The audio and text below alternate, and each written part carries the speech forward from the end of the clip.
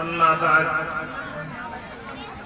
قال الله سبحانه وتعالى أعوذ بالله من الشيطان الرجيم بسم الله الرحمن الرحيم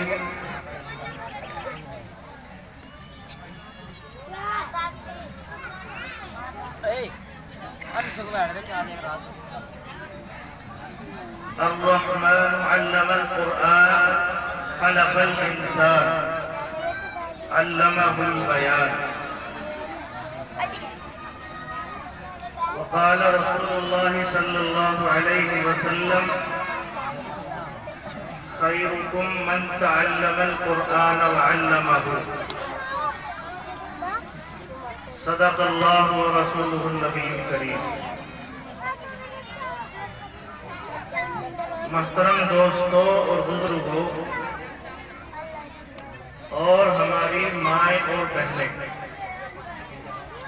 میری آپ سے پہلی گزارش یہ ہے کہ آپ اس کو جلسہ بنائیں۔ ابھی تک ماشاءاللہ بہت عمدہ طریقے سے آپ نے اس جلسے کو سنا اور اس میں بہت عمدہ آپ کا پیغام گیا، لیکن ابھی آخری وقت ہے اور انشاءاللہ تھوڑی دیر کے بعد آپ کے سامنے بیان حضرت مولانا عبدالفرقان صاحب کا ہوگا۔ میری اتنی بساط نہیں اور نہ میں اس قابل ہوں کہ اس وقت اپنے اساتذہ کی موجودگی میں اور اکابر علماء کے سامنے کچھ کہہ سکوں، لیکن چونکہ ذمہ داران مدرسہ نے ذمہ داری دی ہے تو کوشش کر رہا ہوں کہ اس ذمہ داری کو پورا کر دوں۔ یہ جو ہمارے بھائی کھڑے ہوئے ہیں یہ بیٹھ جائیں، جگہ باقی ہے بیٹھ جائیے۔ اگر کسی کو کوئی عذر نہ ہو کھڑا رہنے کا ہی اس کے لیے عذر ہے تو وہ کھڑا رہے، اللہ نے بیٹھنے کی صلاحیت دی ہے، پیروں میں کوئی تکلیف نہیں ہے تو بیٹھ جائے آپ۔ محترم دوستوں اور بزرگوں، اللہ رب العزت نے دنیا کے اندر ہم سب کو اسلامی ماحول اور اسلامی گھر کے اندر پیدا فرمایا ہے۔ جیسا کہ آپ ابھی اس سے پہلے بیان سن رہے تھے اور میں نے اس بیان کو سن کر کے ایک سبق حاصل کیا ہے، اسی کو میں سنانا چاہتا ہوں۔ وہ یہ ہے کہ اللہ تبارک و تعالی نے انسان کی تخلیق سے پہلے اپنے قرآن میں علم القرآن کیوں کہا؟ اس کو اشارہ حضرت نے کیا، لیکن ان کے لیے وقت متعین تھا، میں نے سمجھا کہ میں اس کو سمجھا دیتا ہوں۔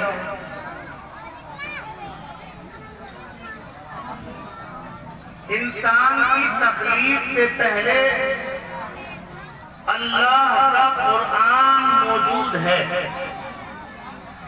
اگرچہ دنیا میں نازل نہیں ہوا۔ انسان کی تخلیق سے پہلے قرآن کا وجود ہے۔ اب انسان کب پیدا ہوا؟ اس سے پہلے اللہ نے دنیا کا نظام بنایا، زمین پیدا کی، آسمان بنایا اور انسان کی ضروریات زندگی کو اللہ نے دنیا کے اندر وجود بخشا۔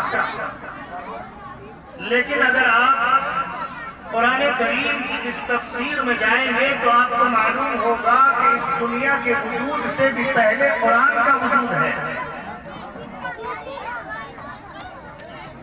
یعنی یہ بات سمجھ میں آتی ہے کہ اللہ تعالی نے دنیا کے اندر انسان کو بھیجنے سے پہلے ان کے زندگی گزارنے کے لیے جو اصول اور ضابطے اور قانون ہوں گے وہ سارے کے سارے اللہ نے پہلے سے منتخب فرما دیے۔ سب سے پہلے اللہ نے یہ رول بنایا، قانون بنایا۔ دنیا کے اندر آپ دیکھتے ہیں کسی کارخانے سے، کسی فیکٹری سے جب کسی گاڑی کی یا کسی بھی شے کی کوئی مینوفیکچرنگ ہوتی ہے تو وہاں اس کے بنانے سے پہلے اس کا قانون اور ضابطہ بنایا جاتا ہے کہ اس کو استعمال کرنے کا طریقہ کار یہ ہے۔ اللہ تعالیٰ نے ہم سب کے لیے دنیا میں زندگی گزارنے کا ایک قانون اور ضابطہ بنایا ہے، اور وہ قانون ہے قرآن کریم۔ اس قرآن کریم کو ماشاءاللہ ہمارے ان مدرسے والوں نے محنت کر کے، یہ 4 بچے، 2 لڑکے ہیں اور 2 لڑکیاں ہیں، اس لاک ڈاؤن کے زمانے میں جبکہ تمام مدارس اور کئی مہینوں تک مساجد مسلمانوں کے لیے بند رہے، بہت بڑی عبرت کا یہ ایک وقت گزرا ہے۔ ایک مسلمان کے لیے بس اتنا ہی کافی تھا کہ آخر یہ مسجدیں ہمارے لیے بند کیوں کر دی گئی، ہمارے لیے یہ مدرسے کیوں بند کیے گئے؟ آیا ہم نے کبھی اپنے دل میں یہ بات اپنے دل سے پوچھی یا کوئی سوال کیا کہ ہمارے یہ ادارے جن کے اندر پچھلے سال ماشاءاللہ بہت سارے حافظ موجود تھے، لیکن اس سال جو ہے صرف 4 ہی ہیں، اور یہ تو ان کی میں سمجھتا ہوں مدرسے والوں کی بڑی محنت کا نتیجہ ہے کہ انہوں نے اس لاک ڈاؤن کے زمانے میں جبکہ کہیں پڑھانے کی اجازت نہیں تھی، اس کے باوجود انہوں نے ان بچوں کے اوپر محنت کرتے ہوئے ان 4 کو تیار کر دیا۔ میرا آپ سبھی حضرات سے، اس گاؤں کا میں خود بھی رہنے والا ہوں، آپ سے ایک سوال یہ ہے کہ اس لاک ڈاؤن میں ان حضرات نے محنت کر کے یہ 2 بچے اور 2 بچیاں آپ کو حافظ بنا کر دے دیے۔ یقین جانیے یہ ہمارے اس پورے گاؤں کی اور جن خاندانوں میں یہ پیدا ہوئے ہیں ان خاندانوں کی نجات کا ذریعہ اور سبب بن گئے۔ آپ ایمانداری سے بتائیے تم نے ان مدرسے والوں کو کیا دیا ہے؟ کبھی آ کر پوچھا مولانا قاری صاحب آپ اس لاک ڈاؤن میں بچوں کو پڑھا رہے ہیں، کوئی پریشانی تو نہیں ہے، کوئی دقت تو نہیں ہے، آپ کی تنخواہیں جا رہی ہیں نہیں جا رہی ہیں، آپ کے گھر میں کوئی پریشانی کسی طرح کی کوئی دقت؟ کسی نے پوچھا؟ نہیں پوچھا۔ اس لیے یہ کام مدرسے والوں کا ہے، یہ کام ہمارا نہیں ہے۔ مدرسے والے جانے اپنا کام، ہمارا کام نہیں ہے۔ نہیں میرے عزیزو، اللہ کے نبی علیہ السلام نے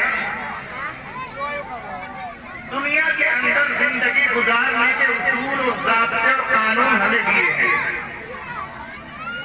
دنیا میں کوئی انسان ایسا نہیں ہے جو یہ چاہتا ہو کہ میرے پاس نیک اولاد ہو، ہر آدمی چاہتا ہے، اور وہ یہ چاہتا ہے کہ میرے بعد میرا نام چلے، میری نسل چلے۔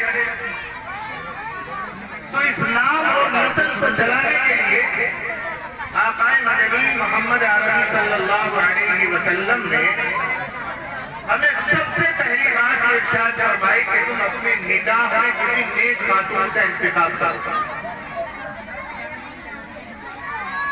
اس کے بعد اگر تمہیں اللہ نے نیک خاتون دے دی، پھر تمہیں اللہ تعالیٰ نے اس کے ذریعے سے کوئی اولاد عطا فرمائی، تو اب اس اولاد پر تمہارے کیا حق ہے؟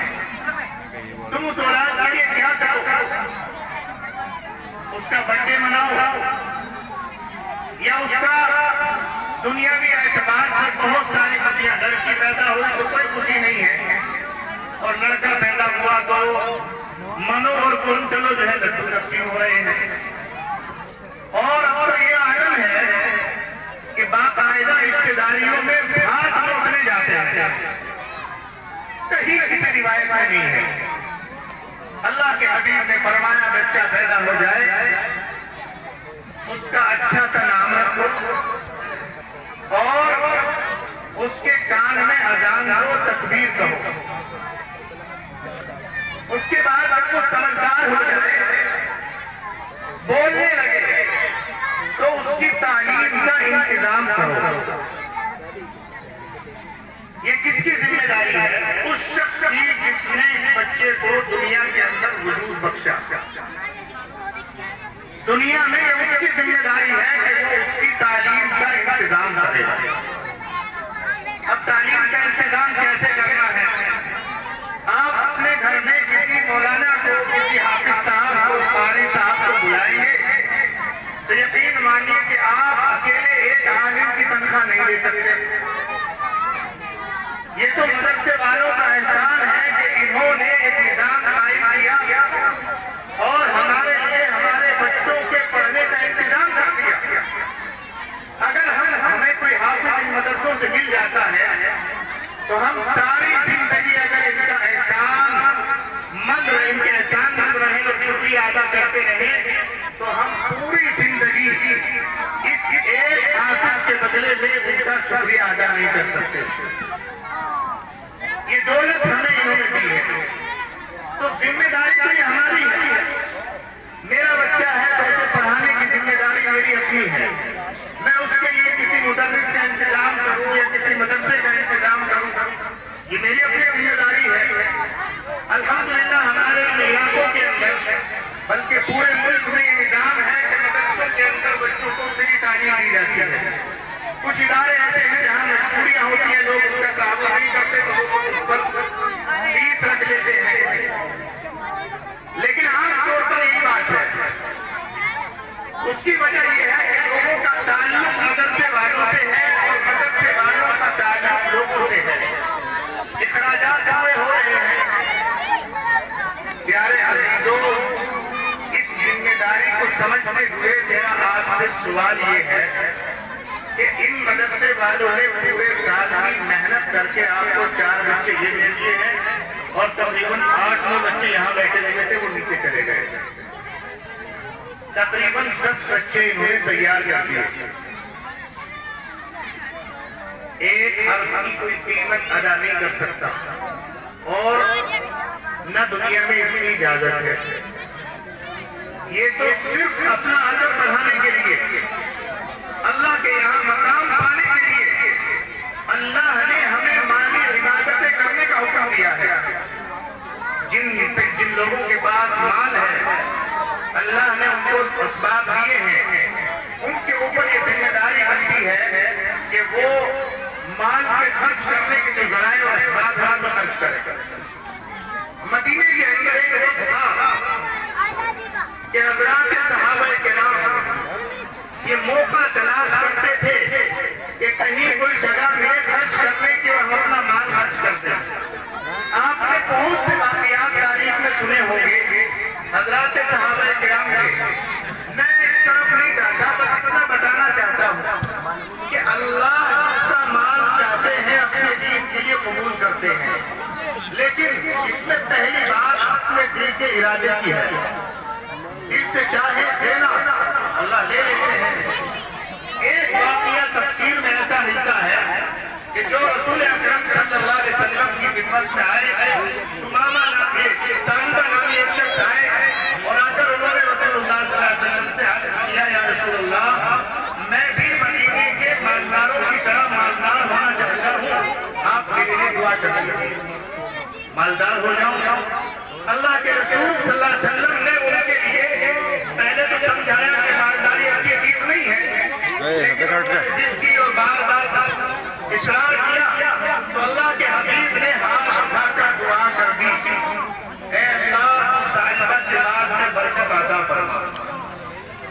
اب ان کا جو عہد تھا وہ یہ تھا کہ اللہ مجھے مال دے گا، میں بھی عبد الرحمن کی طرح سے مال خرچ کروں گا، میں بھی فاروق کی طرح سے سارے مال کو لے کر آ جاؤں گا. مدینے کے مالداروں میں یہ چاہتا ہوں کہ میں بھی مال کے ذریعے سے اللہ کا قرب حاصل کروں.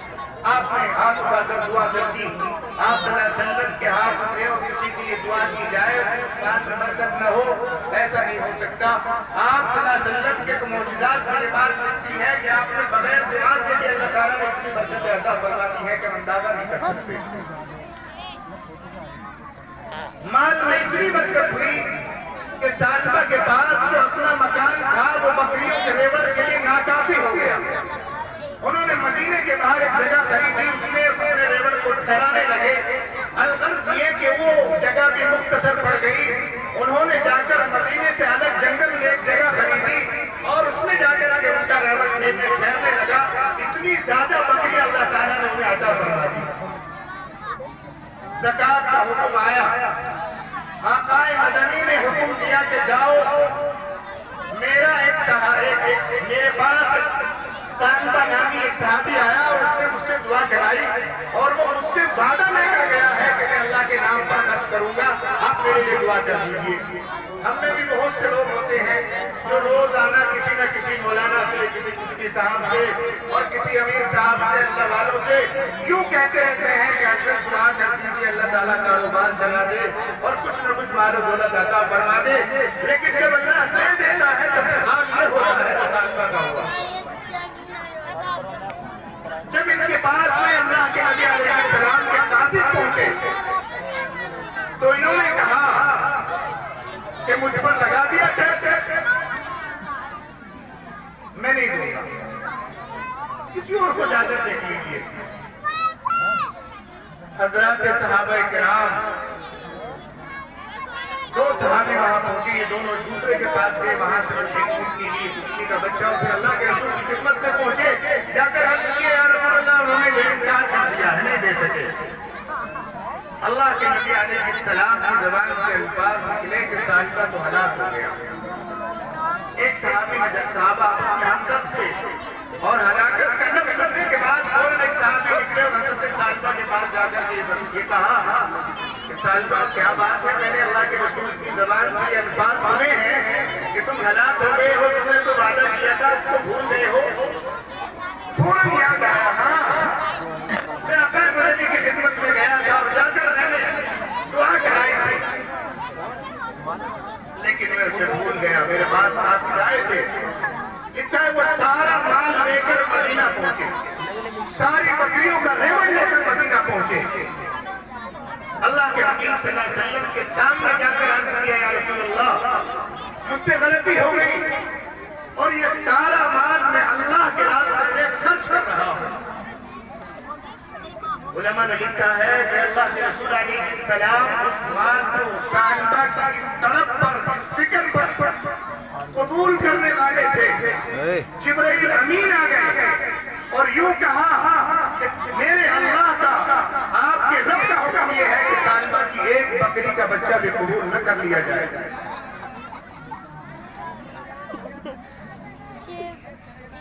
ہم یہ سمجھتے ہیں کہ مدرسے والے ہم سے زبردستی لے رہے ہیں. نہیں میرے عزیزو, اللہ جس کے مال کو چاہتے ہیں اپنے دین پر خرچ کراتے ہیں.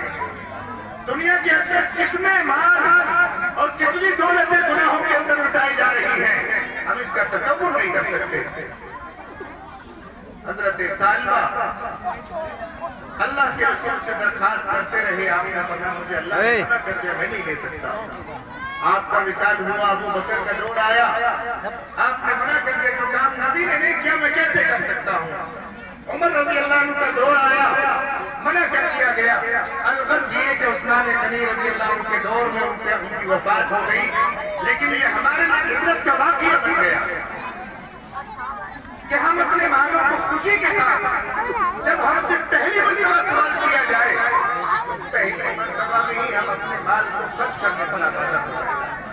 اس لیے کہ سالبہ کے پاس پہلی بار اللہ کے رسول کے پاس گئے, انکار کر دیا گیا, لیکن جب ان کے پاس دوبارہ خبر پہنچی اور وہ سارا مال لے کر آئے تو قبول نہ ہو سکا. مدینے کے اندر حضرت عبد الرحمن بن عوف رضی اللہ عنہ کا مال کا ایک دستہ آیا جس میں 700 اونٹ تھے. 700 اونٹ مال سے لدے ہوئے, تجارت کا مال تھا. جب وہ مدینے میں پہنچا تو ان اونٹوں کی پیروں کی آواز سے حضرت عائشہ رضی اللہ عنہا کو خبر پہنچی. آپ صلی اللہ علیہ وسلم کے وصال کے بعد کی بات ہے تو امی عائشہ رضی اللہ عنہا نے پوچھا کہ یہ کیسا شور ہے, کہ کیا ہوا؟ عبد الرحمن بن عوف رضی اللہ عنہ کا اونٹوں کا ایک بہت بڑا لشکر آیا ہے جس میں تقریباً 700 مال تجارت سے لدے ہوئے ہیں.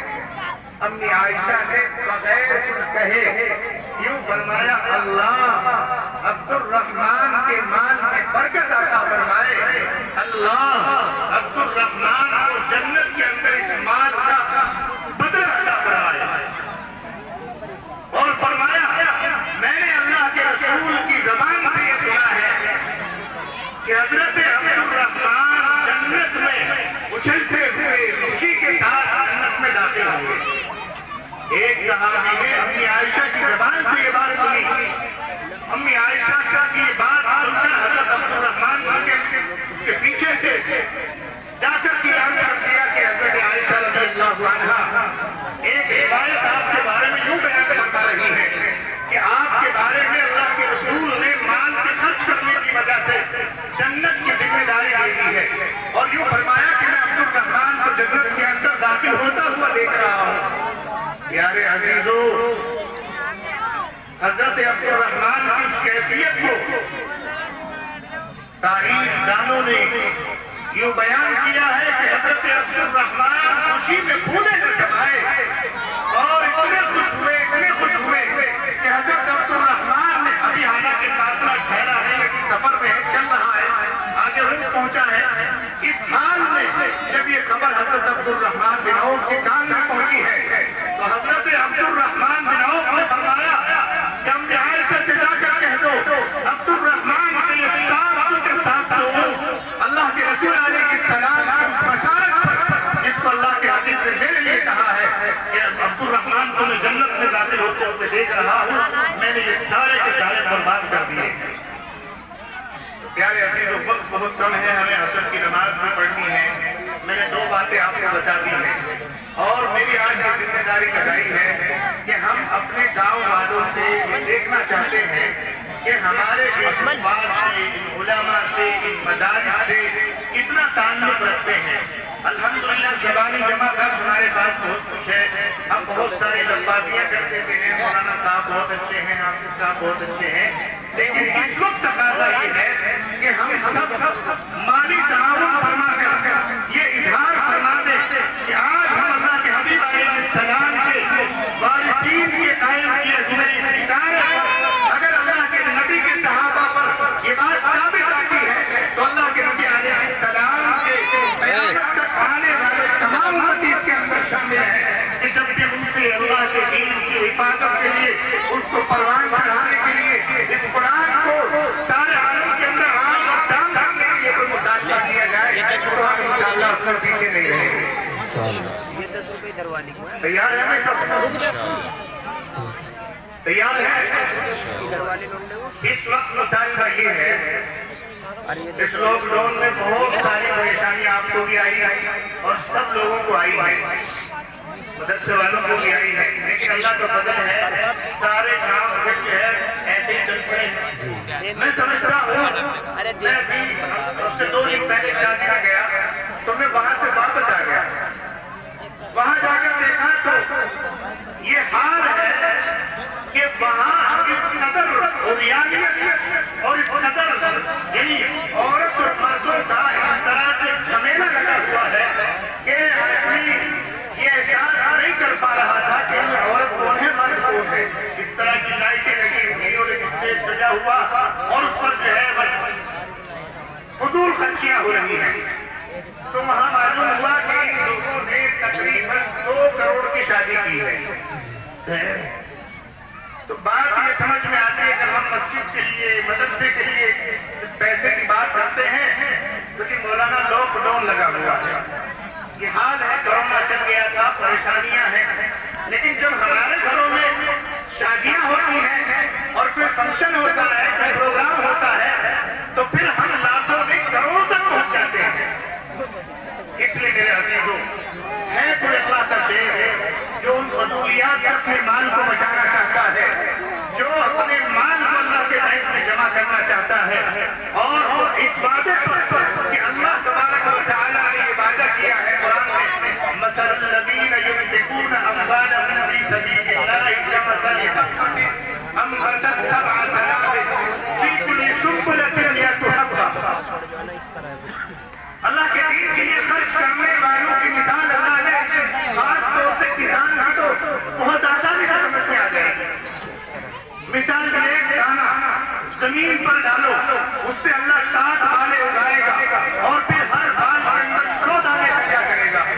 یہ مثال ہے ایک دانے سے رب زمین سے 700 دانے نکال سکتا ہے. اس رب نے مثال دی ہے کہ 1 روپیہ تم اللہ کے نام پر خرچ کرو گے، اللہ تعالیٰ تمہیں دنیا میں 700 روپے دے گا. نہیں چاہتے وہ 1 کے 700؟ کیوں بھائی؟ سب کو چاہیے نا؟ تو آ جاؤ. ہاتھ اٹھا کے خراب کر لو.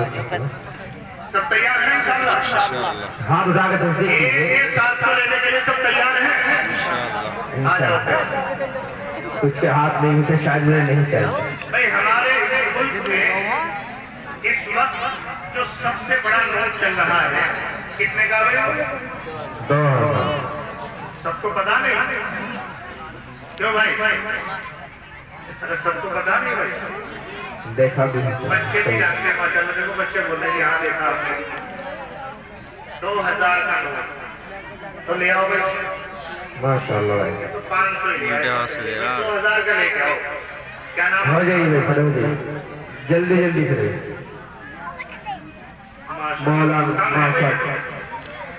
مولانا گلبہار صاحب یہ اپنی طرف سے دے رہے ہیں یا اپنے گھر والوں کی طرف سے بھی دے رہے ہیں؟ اس لیے کہ آپ کو مدرسے والوں نے ایک حافظ چن کے دیا. اس کرونا کال میں ایک حافظ کا مل جانا کتنی بڑی سعادت کی بات ہے. یہ 2000 روپے آپ کے اپنے ہیں. جی اللہ قبول فرمائے. یہ آپ مولانا گلبہار صاحب کے اپنے ذاتی ہیں. یہ ماشاءاللہ ایک بچہ ہوا ہے. جی بھائی ماشاءاللہ ایک نوٹ تو آگے 2000 کا لے آؤ بھائی. دن رات میں اللہ نے 24 گھنٹے پیدا کیے بنائے ہیں. کتنے؟ 24 گھنٹے. تو میں چاہتا ہوں آپ 24 حضرات کھڑے ہو جائیں اور 2,000 روپے لے آئیں. بہت بڑا ہے ماشاءاللہ. کیوں بھائی؟ آ جاؤ کھڑے ہو گئے. بات سمجھ میں نہیں آئی جو ہم نے ابھی بتایا آپ کو؟ آ جائیے. کیوں بھائی؟ یہ بات سمجھ میں نہیں آئی؟